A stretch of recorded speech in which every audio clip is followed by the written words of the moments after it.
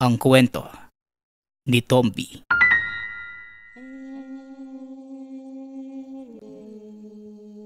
Ang kwentong ito ay hango sa totoong buhay. Mula ito sa isa nating tagapakinig. Karanasan ito ni Lucio. Walang eksaktong taon. Probinsya ng Antique. Nang mga panahong ito, nakaupo sa isang sulok itong si Lucio. Nag-aalala sa kalagayan ng ama. Kakauwi lamang ng tahanan ng mga oras na yun nang malaman na dinukot ito ng mga hindi kilalang tao noon pang nakaraang araw. Wala ito sa tahanan ng araw na yun dahil may inaasikaso sa karatig bayan. Hindi napigilan ng ina ang ginawang pagdukot sa ama. Lucio, kailangan mong hanapin ang tatay mo. Paano kung sinaktan siya ng mga taong yun? Pinugbog. Tapos paano kung pinatay siya? Anak, tulungan mo ang tatay mo. Pakiusap. Pagmamakaawa ni Nanay Pining, namumugto na ang mga mata sa kakaiyak. Labis din naman ang pag-aalala ni Lucio ngunit naguguluhan ito kung saan magsisimula sa paghahanap. Ang sabi ng ina, 2 lalaki ang biglang sumugod sa tahanan. Namalaya na lamang ang pagtangay sama. At dahil balot ang katawan maging ang mga muka, hindi nakilala kung sino ang mga ito. Day, wala po ba talaga kayong napansin noong gabing dinukot si Tatay Nando? Kahit kilos lang ng mga mandurukot, wala akong maisip na dahilan para dukutin siya. Isa pa, ngayon lang ako nakadinig na hindi bata ang kinuha. Tanong ni Lucio. Anak, sa tingin ko hindi sila normal na tao. Dahil lahat ng lana ng tatay mo dito sa bahay, bigla na lamang kumulo. Nanlaban pa ang tatay mo. Pero natalo pa rin siya at humantong sa puntong nawala ng malay. Basta na lamang nila itong tinangay. Tugon ng ina. Kumunot ang noo ni Lucio. Hindi naisip ang bagay na ito. Ngunit mas lalo lamang ding nagtaka. Dahil wala namang dahilan para dukutin ng mga aswang. Sa katunayan, pareho silang antingero at manunugis. Ngunit kumpara sa kanya na dumarayo ng iba't ibang lugar para manugis, ang ama ay nasa tahanan lamang. Saka lang ito lalabas kung merong aswang sa paligid. Sa sityo lamang nila umiikot ang tungkulin. Hindi na umaabot pa sa kabilang bayan. Pagkatapos ay uuwi rin kagad. Ang totoo pa nga niyan, hindi din pumapatay ng aswang si Tatay Nando.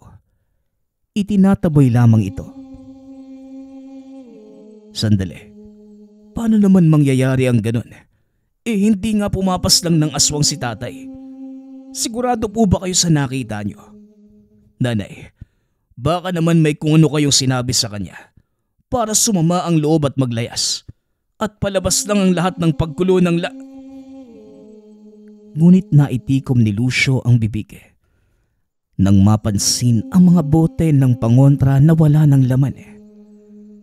Bago ito umalis, puno pa ang mga lagayang yon. Napabuntong hininga na lamang at saka napaupo. Gulong-gulo ang isipan kung saan hahanapin ang nawawalang ama. Saka lang natin malalaman ang totoong dahilan kapag nahanap na natin ang tatay mo. Alam kong may alam siya kung bakit yun nangyari sa kanya. Baka may hindi siya sinasabi, anak. Wika ni Nanay Pining. Inalala ni Lucio ang mga araw bago tuluyang umalis. Kasama niya ang ama. Ngunit napansin ang biglaang pananahimik. Ilang beses ding pasulyap-sulyap sa bintana. lalo na sa gabi na para bang may hinihintay na dumating. Hinayaan na lamang din dahil walang ibang kahinahinala. Sa ngayon, ito pa lamang ang naiisip. Ang tunay na dahilan ng pandurukot ay hindi pa rin alam. Kung sino man silang tumangay kay tatay, sisiguraduhin kong pagbabayarin ko sila. Kung may ginawa man silang masama, papatayin ko. Mariing wika ng binata, ngunit pilit pa ring pinapakalma ang sarili. Nang makapagpahinga mula sa ilang araw na panunugis, sinimulan na ni Lucio na maglakad-lakad para maghanap ng bakas. Ngunit wala itong makita sa tahanan, maliban sa mga natitirang amoy ng aswang. Ilang beses ding nalibot ang lugar ngunit wala pa ring matagpuan. Sumadya na rin ito sa mga kakilala at kaibigan ng ama. Ngunit ni isa ay walang palatandaan. Anak, alam kong pagod ka pa dahil kakauwi mo lang mula sa panunugis. Pero sana naman, huwag kang sumuko sa paghahanap kay Tatay Nando mo. Hindi ako matatahimik hanggat wala ang ama mo. Mabait na tao ang tatay mo. Kaya paano tayo humantong sa ganito, Lucio? Ilang araw na ang nakalilipas. Nag-aalala na ako sa kalagayan niya. Nakakain na kaya siya? Nakainom na kaya siya ng paborito niyang kape? Nando. Wika ni Nanay Pining. Muli itong naiyak sa pag-alala sa ama. Nanay, huwag po kayong mag-alala. Hindi po ako susuko. Hahanapin ko sila kahit saang liblib na lugar pa yan. Hindi ako magdadalawang isip na pumatay kung sakaling may mangyaring masama kay tatay. Pangako po yun. Pangako. Wika ni Lucio sa ina. Matapos makapagpahinga saglit, muli itong lumabas ng tahanan para maghanap. Lumuwas pa ng kabilang bayan para magtanong-tanong. Sa pagkakataong ito, hindi tungkol sa ama kundi tungkol sa aswang. Manong, may tatanong lang sana ako Pero atin-atin lang sana. Wala po ba kayong nababalita ang aswang dito?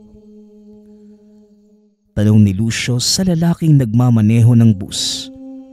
Gulat pa nga itong napatingin sa kanya. Mag-isa itong naninigarilyo sa sulok kaya nilapitan. Tinignan pa siya nito ng mabuti bago sumagot. Aba, nakakagulat naman ang tanong mo, iho. Kung karamihan dito direksyon at sasakyang bus ang tinatanong, ikaw naman ibang nilalang. Ano ba ang alam mo sa aswang, iho? Tanong nito na tila pinagtatawanan pa siya. Wala po kasi ako magawa sa buhay kaya naghahanap ako ng gulo. Aswang sana yung gusto kong makarambulan para sigurado yung laban.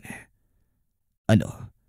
May alam po ba kayong pwedeng pagpugaran ng mga aswang dito sa malapit?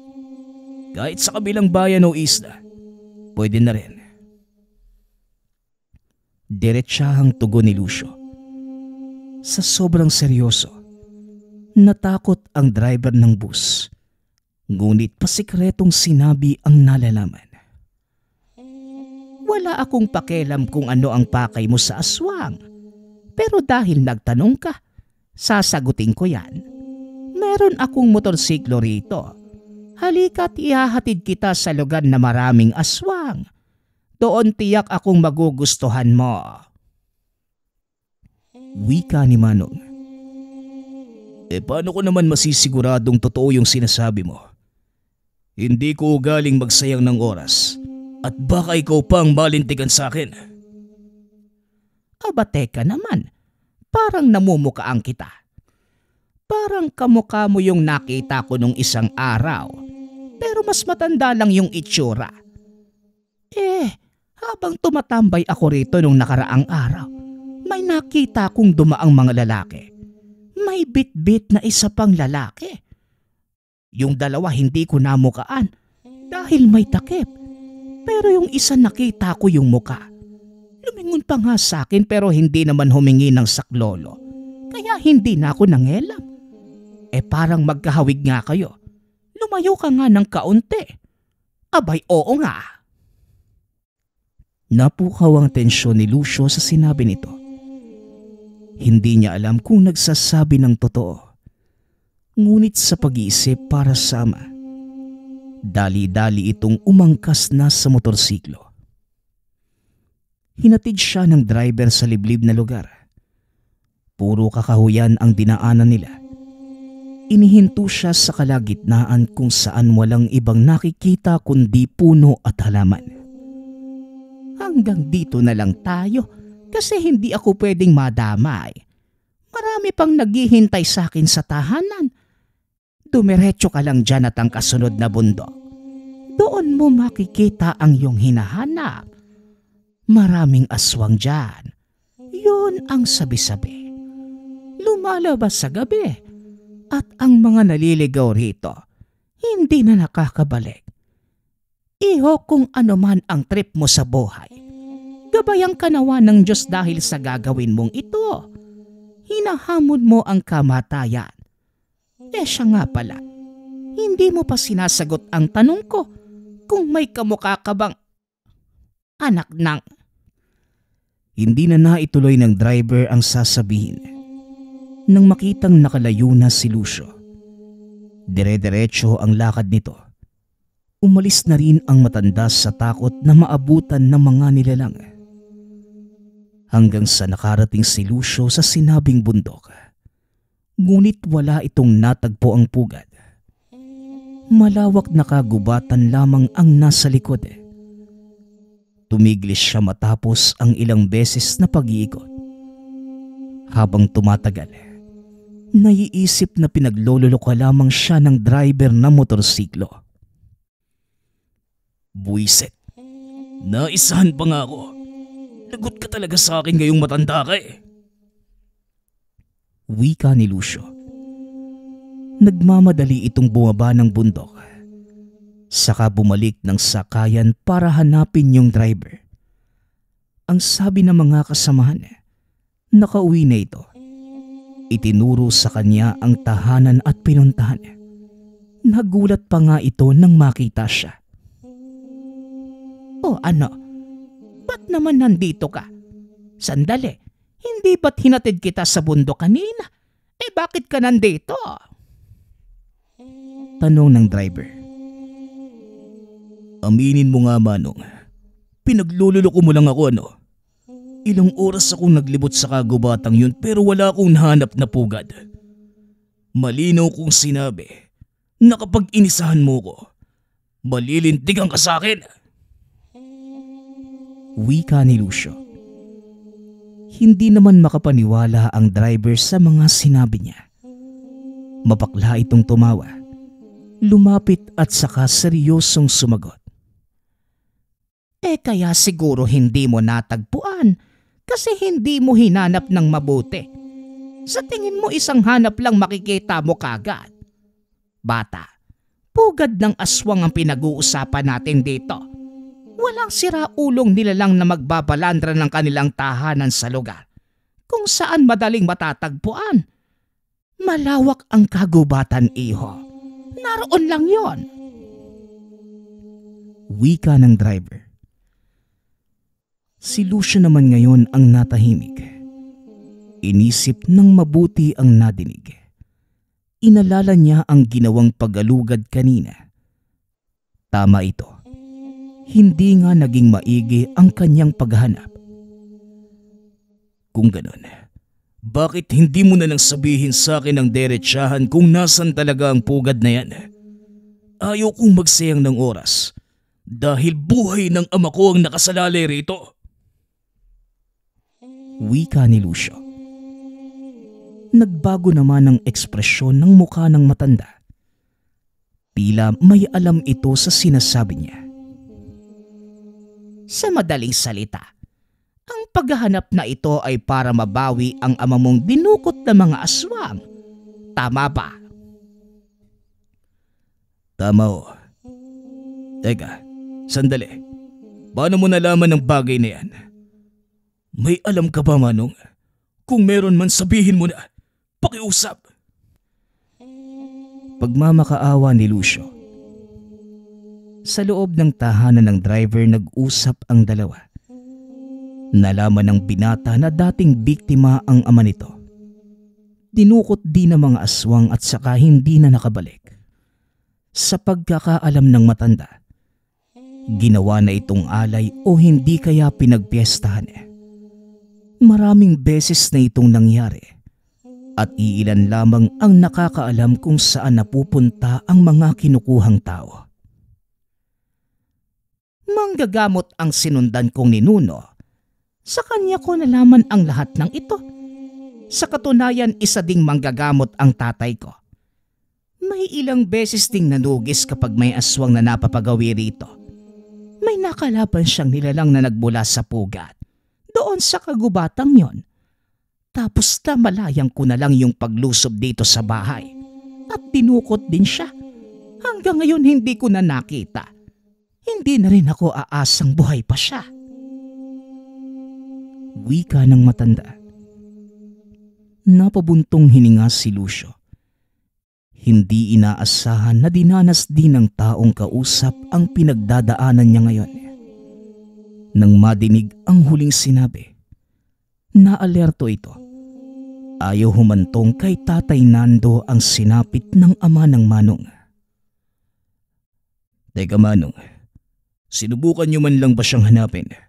Baka buhay pa ang tatay niyo at nagtatago lang sa lugar kung saan alam niyang ligtas siya. Tanong ni Lucio. Magmula ng araw na nawala siya. Hinanap ko siya ngunit hindi pa rin matagpuan. Nagpalipas pa nga ng ilang gabi sa labas para lang mag-ikot kung saan-saan. Halos mabaliw ako, iho. Paglipas ng panahon may nagpadala ng bungo rito. Ayaw ko mang isipin pero ano pa nga ba ang pinapahiwatig ng regalong yon? Wala na, iho. Sumuko na lang ako. Wika ng driver. Lalong bumigat ang damdamin ni Lucio sa nadinig. Sa puntong ito, unti-unti nang nawawalan ng pag-asa para sa ama. Gaano na ba katagal nawawala ang tatay mo? Kung ilang araw pa lang, baka may pag-asa pa. Tutulungan kita, iho. Wika ng matanda. Tawagin na lang natin ito sa pangalang Narsing. Nabuhayan ng pag-asa si Lucio. 2 araw pa lang po, magmula nang nawala si tatay. Saan naman po natin siya hanapin? Doon pa rin po ba sa kabundukang yon? Saan pa nga pa? Diyan lang naman pumupunta ang mga aswang na may taong bitbit. Subukan nating umpisahan sa ikalawang bundok, kung saan dating naaktuhan ng ninuno ko ang ritual na ginagawa ng mga nilalang. Wika ni Mang Narsing. Pagkatapos ng plano, kumilos sila kagad. Hindi alintana ang kadiliman ng gabi. Pagkarating sa bundok, naghanap ng pwesto para pansamantalang tambayan habang naghihintay ng aswang. Teka Manong, akala ko po ba maghahanap tayo? Bakit tayo magtatago at mag-aabang? Tanong ni Lucio. Maghintay ka lang, bata. Dito madalas napapadaan ang mga aswang. Maya-maya lang, may mahuhuli rin tayo. Alisto ka lang dyan, bata. Tugon ni Mang Narsing. Naganda ng patalim at langis. Hindi inaasahan ni Lucio na meron itong sariling kagamitan. Siya naman ay naglabas ng sariling punyal at dali-daling nagdasal. Hindi mo sinabi na isa ka palang aktwal na manunugis. Akala ko ordinaryong tao ka lang na naghahanap ng nawawala mong ama. Kaya pala malakas ang loob mong magtanong tungkol sa aswang. Nanggugulat ka naman, iho. Ilan na ba ang napuksa mo? Gaano ka na katagal nanunugis? Mahigit 10 taon na po. Mabibilang pa naman sa daliri ang napatay ko. Ang madami, yung mga naitaboy. May nilalang kasi na nadadaan sa simpleng pagtaboy. Sila yung hindi nag-aaksaya ng panahon para makipagtuos sa manunugis. Umaalis na sila para maisalba ang buhay. Tugon ni Lucio. May iba't ibang uri talaga ng manunugis. Ang ninuno ko dati. Kahit manggagamot lang yon, walang pinapatawad. Kapag nalamang aswang ka, tutugising kagad at papatayin. Kinatatakutan ngayon. May ilang beses na may nagparamdam dito. Tinawag lang ang pangalan ng ninuno ko. Naglalaho na yung mga nilalang. Pero noong sumakibilang buhay sila, hindi na nadadaan sa ganoong paraan. Ang tatay ko naman, puro pagtataboy lang din ang alam. Takot lumaban, hindi gaanong matapang. Umiiwas sa gulo kaya ayon, noong sinalakay walang nagawa. Wika ng matanda. Napatingin si Lucio kay Mang Narsing. Naiintindihan niya dahil ganon din naman si Tatay Nando. May pag-aalangan sa pakikipaglaban. Ilang sandali pa naging alisto sila pareho nang maramdaman ang presensya ng nilalang sa paligid. May nakita silang dalawang nilalang na merong kinakaladkad na tao. Sa datingan nito, isang manggagamot, bugbog sarado at walang malay. Bata, haharangan ko sa unahan. Ikaw nang bahala sa likod. Palibutan natin para hindi na makalusot. Walang pag-aalangan ha. Kung makahanap ka ng pagkakataong mapatay, gawin mo na kagad. Kilos na! Wika ni Mang Narsing. Kanya-kanya sila sa pagkilos. Nang makatsyempo ay sabay na hinarangan. Nagulat naman ang mga nilalang sa ginawa nila. Hindi makagalaw na mapagtantong napapalibutan. Dagdag ba siya sa koleksyon? Napansin ko na manggagamot at manunugis ang tinatangay nyo. Anong meron? May ginaganap bang ritual? Ilang buhay pa ba ang kukunin yung mga animal kayo bago kayo magtigil sa ginagawa nyo? Wika ni Mang Narsing. Binitawan naman ng mga aswang ang dinukot na manggagamot. Naghanda ang mga ito para sa pakikipaglaban. Aba, aba't nakikipagtuos pa? Sigurado na ba kayong kaya nyo kaming labanan? Bata, ano, handa ka na ba? Pagbigyan natin ang dalawang ito. Dagdag na wika ni Mang Narsing. Naunang sumugod ang mga aswang. Dumedepensa lamang sina Lucio. Sinusukat muna ang lakas ng mga ito bago bumuelo. Naibagsak niya kagad. Ngunit nagtataka nang makita ang paraan ng pakikipaglaban ni Mang Narsing. Hindi nito tinatamaan ang nilalang. Sinasalo lamang ang mga atake. Ilang sandali pa sinadyang makatakas. Teka, Mang Narsing, bakit mo ginawa yon? Ikaw na mismo ang nagsabi kanina na kung makatsyempo patayin kagad. Sandali lang, pinaglololo ko muna naman ba ako? Tanong ni Lucio. Hindi nagustuhan ang ginawa nito. Ikaw bata, kumalma ka nga lang. Pain ang mga aswang na yon para matunto natin ang pugad nila. Iwanan na muna natin yung manggagamot na yan.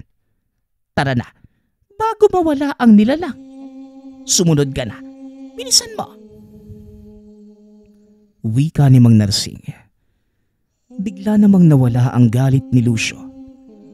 Hindi niya inaasahan na matalino pala ang matanda. Sinundan nila ang dinaanan ng aswang. Ilang kagubatan at bundok ang nilakad bago natuntun ang pinamumugaran. Sa isang kuweba pumasok at mula roon, lumabas ang ilang kasama. Itinuro ang daan kung saan nila tinambangan. Naging alerto ang mga ito at ang iilan ay sumuot sa kagubatan. Nagsumbong na ang kumag, kaya lalarga na ang mga yon para hanapin tayo. Huwag ka na munang maglikot para dumiretso sila. Maghanda ka, dahil kapag nakatsyempo, papasukin natin ang kuweba. Malamang sa malamang, nandiyan ang tatay mo. Siguro pa nga may iba pang dinukot. May alam ka ba sa orasyon ng sabulag? Mas mainam yon para makakilos tayo kagad. Tanong ni Mang Narsing. Kanino ko pa ginagawa yon, Mang Narsing? Kaya nga hindi nila tayo nakikita dito eh. Huwag din sanang magtagal. Dahil mawawala rin ang bisa maya-maya. Tugon ni Lucio. Mabuti. Alisto ka palang bata ka. Hindi na kailangang sabihan. Sandali na lang. Nakaalis na ang iba. Kaunting hintay pa, iho. Nagbatyag muna sila sa tabi habang tsumetsyempo. Dalawang aswang ang pabalik-balik sa paglabas para tignan ang paligid. Merong dumating na isa na may dalang patay na hayop. Ipinasok agad sa kuweba. Nang matansya ang galawan ng mga ito, dahan-dahan na silang lumapit. Si Mang Narsing ang pumatay sa isang nakatalikod. Saktong paglapit ay lumabas ito. Sa leeg sinaksak ng patalim kaya't hindi nakasigaw. Tinuluyan na rin at hinila sa likod. Ganito ang mangyayari kapag nakapasok na tayo. Ang bawat aswang na makikita papatayin kagad. Nandito na tayo, kaya wala nang pag-aalangan pa. Sasamantalahin natin ang bawat pagkakataon. Wika ni Mang Narsing. Napatango lamang si Lucio. Hindi niya inaasahan na maalam ito sa ganitong gawain. Dahil kung titignan, para lamang itong ordinaryong driver ng sasakyan.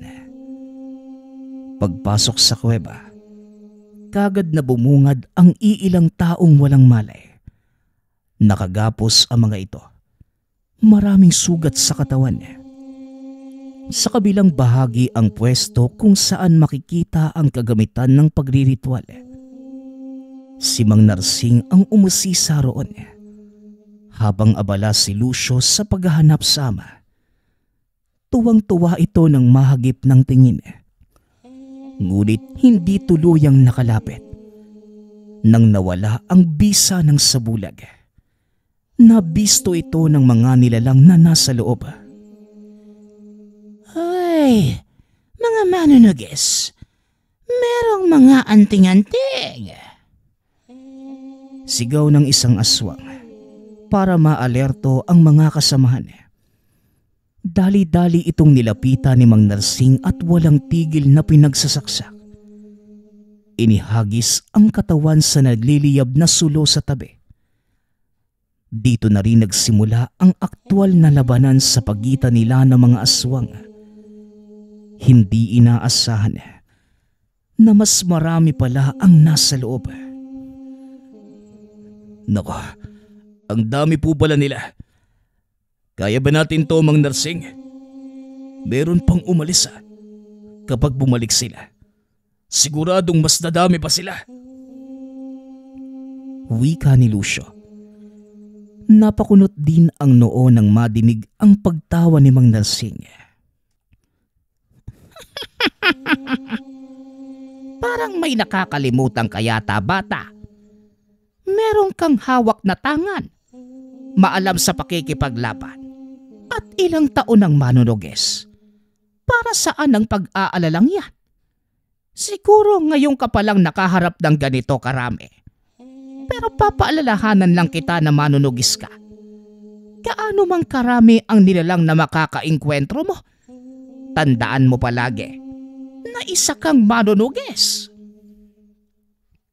Wika ni Mang Narsing. Namulat si Lucio sa panandaliang pagkalimot sa tungkulin. Aminadong natakot saglit sa dami ng kaharap na aswang. Hanggang sabay-sabay na nagpalit ang mga nilalang. Bakbaka na. Dahil malapit na ang oras ng kanilang pagriritual. Kumilos ka na, bata. Utos ni Mang Narsing. Itinulak pa na matanda si Lucio palapit sa mga aswang. Kaagad naman niyang sinaksak ang nahawakang nilalang. Taga dito, taga roon. Sinabayan na rin ng dasal na dumadagdag sa pagpapahirap sa mga ito. Sa kabilang banda naman, hindi naman nagpatalo si Mang Narsing. Mabilis nitong naitutumba ang mga aswang. Walang binatbat ang dami ng mga ito. Ilang sandali pa ang lumipas. Nakabalik na ang mga kasamang umalis. Wala ding nagawa ang mga ito at humandusay katabi ng iba. Hindi nagtagal. Wala nang natira. Kagad pinakawalan ang mga bihag. Parehong nangihina. Kabilang dito si Tatay Nando. Wala pang malay ang iba. Labis ang tuwa ni Lucio nang mayakap ang ama. Bata, saka na yan. Kailangan pa nating humanap ng paraan para makaalis dito kasama sila. Tulungan mo kong ayusin ang kariton na ito. Pwedeng pagkargahan nila. Utos ni Mang Narsing. May sirang kariton sa tabi na pinagtambakan ng panggatong. Inalis ang mga ito at kinarga ang mga bihag. Sumakto naman dahil umabot sa 10 at may kalakihan. Nang makalabas ng tuluyan sa kuweba, huminto si Mang Narsing. Nagtataka si Lucio nang makitang lumingon ito sa kanya. Bakit po, Mang Narsing? May nakalimutan po ba kayo? Tanong ni Lucio. Wala naman. Pero mas mabuting sunugin natin para hindi na mapugaran. May dala kong langis dito at marunong kang mag-orasyon, hindi ba? Sabayan mo para hindi na magamit sa kasamaan ng lugar na ito. Tugon ni Mang Narsing. Napatango si Lucio. Sinunod ang sinabi nito. Habang nag-oorasyon, inihanda naman na matanda ang mga panggatong para masindihan. Sinabuyan ng langis ang bawat sulok ng kuweba. Lumabas na rin sila pagkatapos masunog. Hindi muna umalis.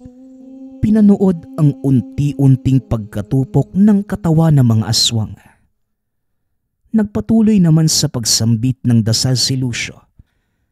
Saka lamang sila umalis sa lugar.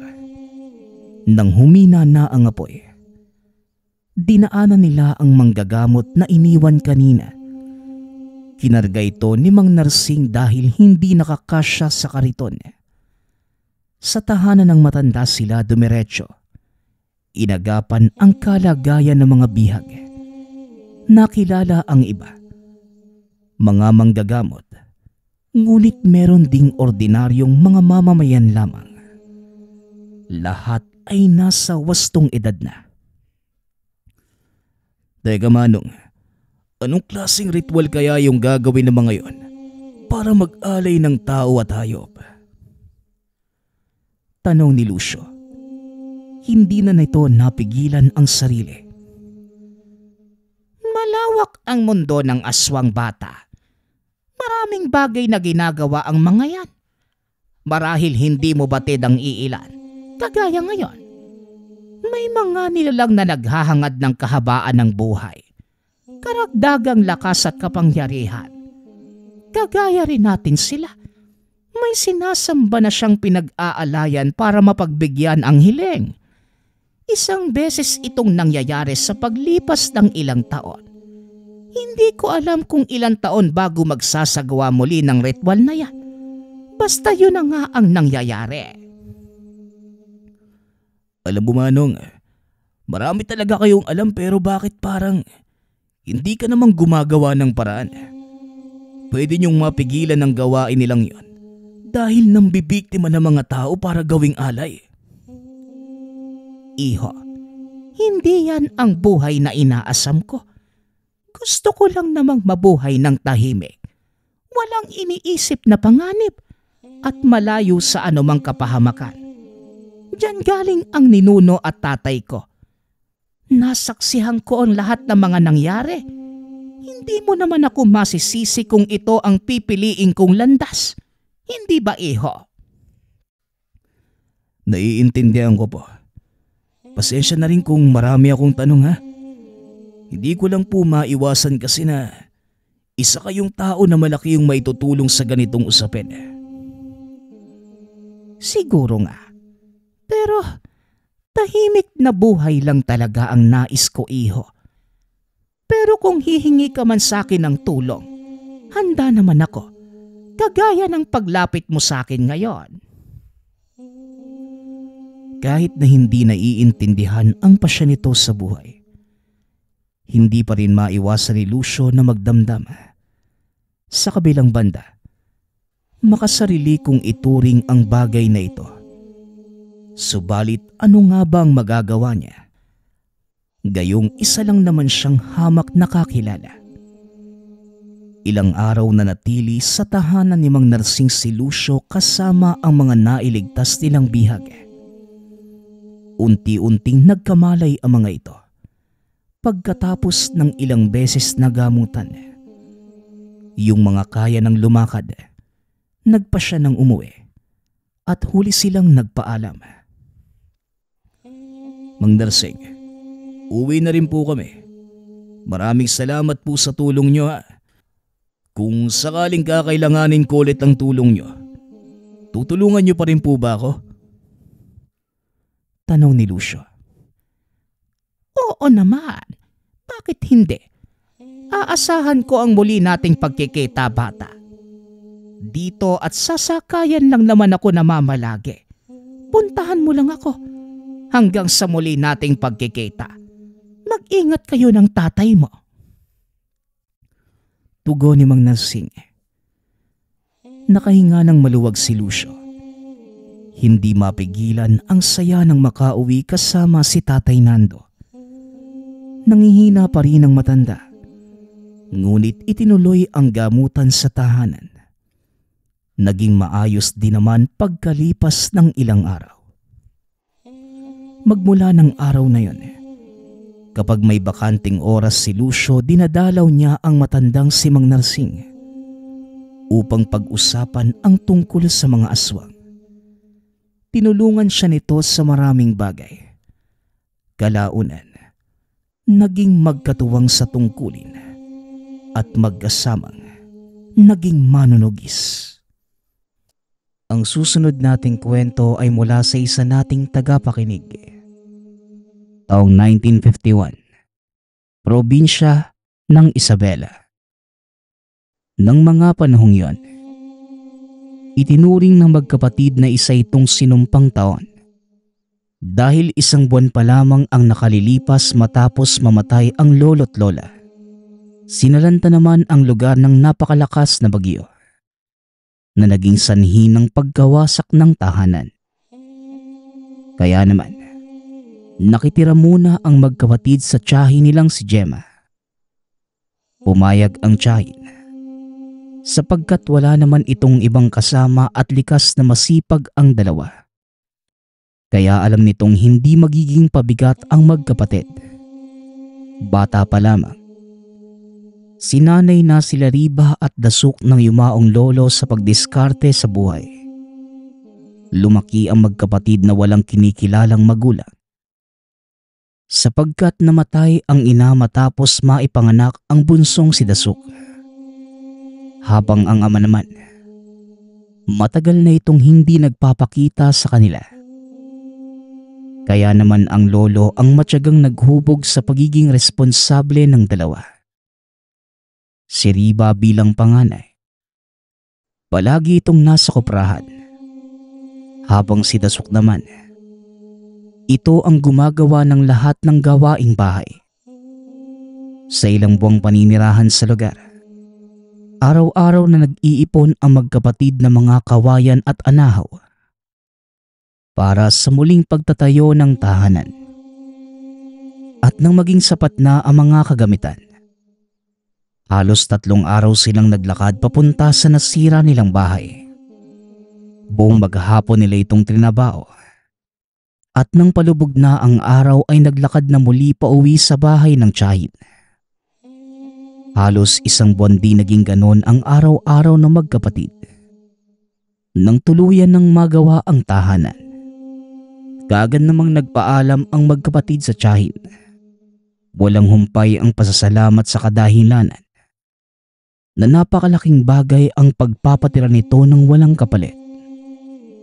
Dahil sa matagal nang nakatira sina Riba at Dasok sa lugar, wala namang masyadong nagbago doon. Bukod sa bago ang mga dingding at bubong ng tahanan. May mga oras din na nakakaramdam sila ng lungkot. Dahil isa ito sa mga ala-alang naiwan ng lolo't lola. Pero pinili ng dalawa na magpakatatag. Matapos bumalik sa tahanan, kaagad namang inasikaso ni Riba ang naiwang koprahan ng lolo. Dahil sa hindi naman palaging may makukopra, lalo pat kakatapos lamang ng bagyo. Araw-araw siyang naging abala sa pagpulot ng mga niyog at binibenta sa palengke. Habang si Dasok naman, piniling magtrabaho bilang tagalinis sa isang paaralan. Sa ganitong paraan, nairaraos ng magkapatid ang buhay sa pang-araw-araw.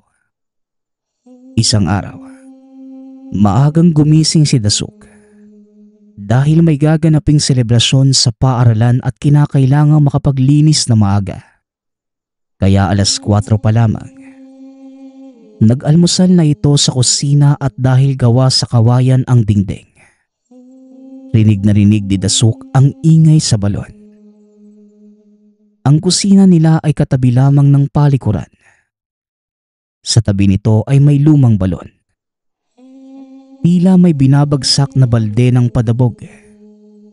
Kaya nais niya sanang tignan kung anong ginagawa ng tao. Habang papalapit si Dasok, mas lalong lumalakas ang kalabog ng balding binababa sa balon. Nang makarating sa lugar, wala namang tao ngunit nakita niyang may laman ang balde na nakapatong sa balon. Dahil sa nakita, nakaramdam ng kaba si Dasok. Tuwing gabi bago pa man matulog, palagi nilang binababa ang balde nang hindi mahirapan sa pagkuha ng tubig sa darating na araw. Sinubukan din niyang ilawan pa ang mga katabing puno ng saging. Ngunit wala talagang makitang tao. Nang pabalik na si Dasok sa kusina, muli na namang umingay ang balon. Sa pagkakataong yon, para bang binuhos ang laman ng balde pabalik dito. Dali-daling pumasok si Dasok ng kusina para silipin ito sa pagitan ng mga dingding na kawayan. Dito na siya nakaramdam ng kilabot. Ang baldeng nakapatong ay nakatiwangwang na sa lupa at walang humpay sa paggulong na tila may sumisipa. Ngunit wala namang makitang tao si Dasok. Kaya hinugot nito ang itak galing sa ilalim ng lamesa. Inilusot sa pagitan ng mga dingding at sinabing, "Kung anong nilalang ka man, lumayas ka na, bago pa man kita mataga." Ilang minuto pa ang lumipas bago pa tumigil sa paggalawang balde. Dahil sa wala namang nararamdamang umaaligid, minabuti na ni Dasok na umalis ng tahanan para hindi mahuli sa paglilinis sa eskwela. Naging abala naman ang magkapatid sa buong maghapong yon. Si Riba ay nagtinda ng niyog, habang si Dasok naman ay naglilinis na sa paaralan. 6 ng gabi nang halos sabay na makauwi ang dalawa. Habang naghahapunan, naikwento ni Dasuk kay Riba ang mga nakita nito noong umaga. Dapat masanay ka na eh. Sabi sa akin ni Lolo bago pa man siya mamatay, may iba tayong mga nilalang nakasama dito. Nasabi din nga niya sa akin na kailangan nating mag-alay. Kaso nga lang, hindi naman niya nalinaw kung papaano eh. Matapos mailahad ni Dasuk ang mga nangyari, nabahala naman ang binata sa nagawa dahil baka magalit ang mga ito. Matapos ang kaunti pang pag-uusap, nagligpit na din ng pinagkainan si Dasuk at sabay na maagang nakatulog. 6 na ng umaga, napansin ni Riba na hindi pa bumabangon ang kapatid. Pinuntahan niya ito sa kwarto at naabutang nakatuwad sa higaan. Kaagad niyang tinanong kung ano ang nararamdaman. Ayon kay Dasuk, sobra ang pananakit ng tiyan. Kaagad naman itong pinainom ng halamang gamot. Nakadama ng kaginhawaan makalipas lamang ng ilang minuto. Ang buong akala ni Dasuk, maayos na ang kalagayan kaya nagpa siya itong pumasok na sa trabaho. Ngunit makalipas lamang ang 2 oras, nakaramdam muli ito na matinding pananakit ng tiyan. Mabuti na lamang ay pinayagan siyang umuwi ng maaga. Bandang 5:00 ng hapon, nakauwi na si Riba.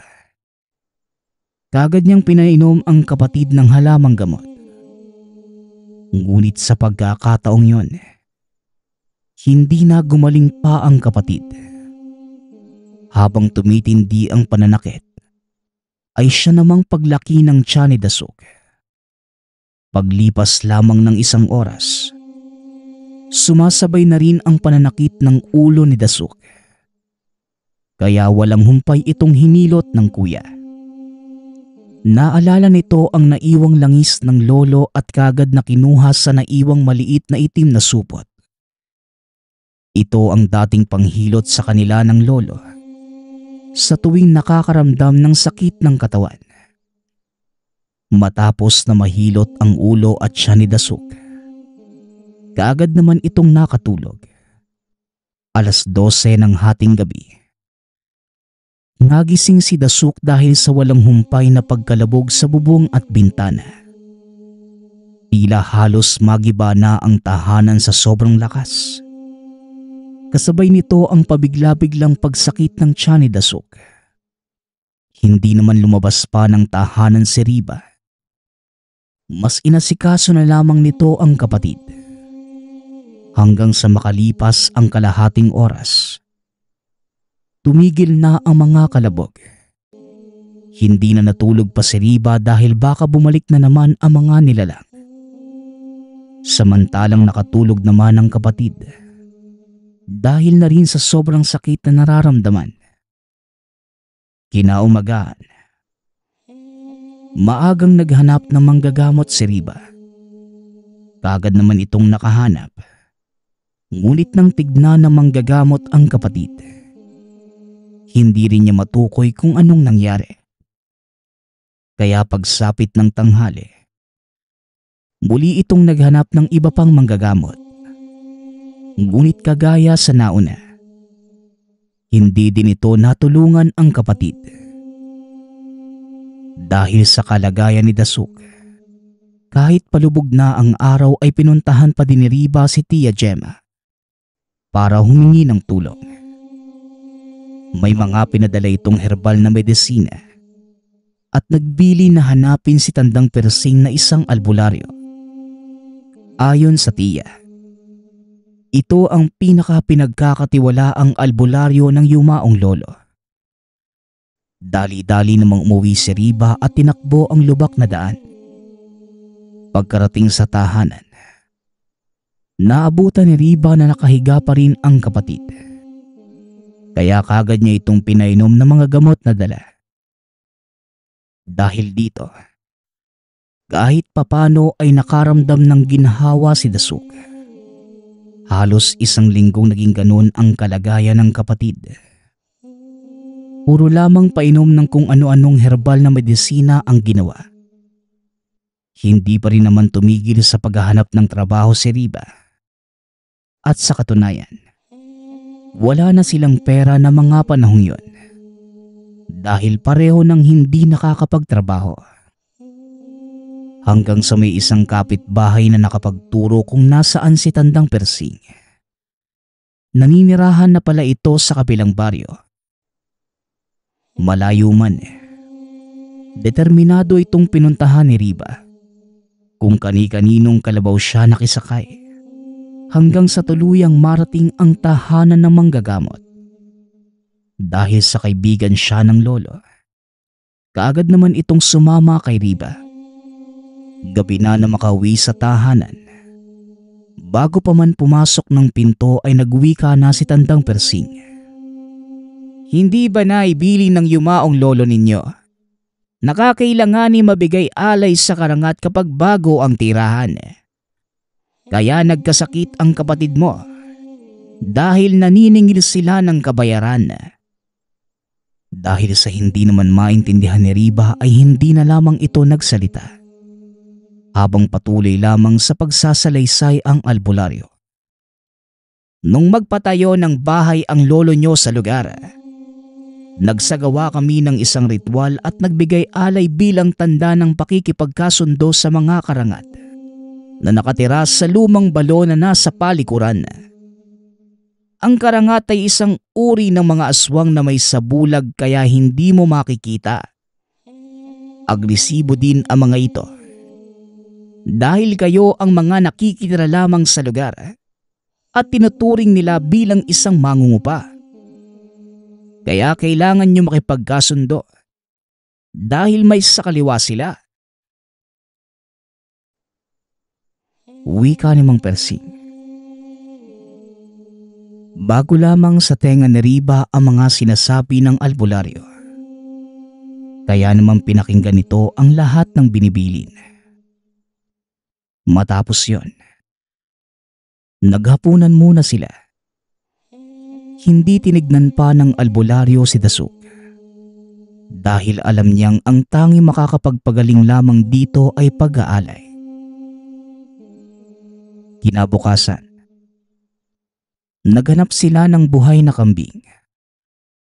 Ang dugo nito ang iaalay sa elemento. Ang manggagamot na ang naghanda ng mga kakailanganin sa gagawing ritual. Pagsapit ng tinakdang oras, mahina man ang katawan ni Dasuk. Pinilit pa rin itong lumuhod sa harap ng lamesa, habang nakapagitna naman ang albularyo sa magkapatid. Isinagawa na ng manggagamot ang ritual at tumagal ito ng halos 1 oras. Hindi man naiintindihan ang sinasabi ng albularyo. Ngunit ayon kay Riba, ang naging mensahe nito, ang mga inaalay ay walang kapalit na kung ano paman. Bagkus magiging simbolo lang ng pagkakasundo ng mga karangat at magkapatid. Matapos maisagawa ang lahat ng ito, nagpaalam na ang albularyo na mauuna na itong umuwi. Lubos naman ang pasasalamat na magkapatid. Sa mismong oras na yon, bumalik na sa dati ang tiyan ni Dasuk. Nawala na rin ang lahat ng nararamdaman. Doon lang nakatulog na mahimbing ang dalawa sa buong magdamag.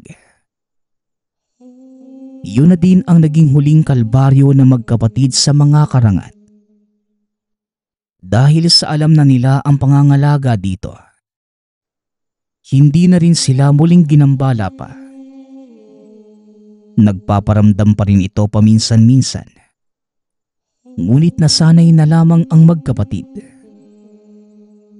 Magpasa hanggang ngayon, tahimik pa din na ginagawa ng mga ito ang pagdadasal at pag-aalay ng 1 beses sa 1 buwan. tuluyan ang natanggap na magkapatid na parte na ng buhay ang mga elemento. Nagpapasalamat nga pala ako sa lahat ng sumusuporta sa ating channel. Nawa ay patuloy niyong suportahan at pakinggan ang ating mga kwento. Hanggang sa muling pakikinig. Paalam.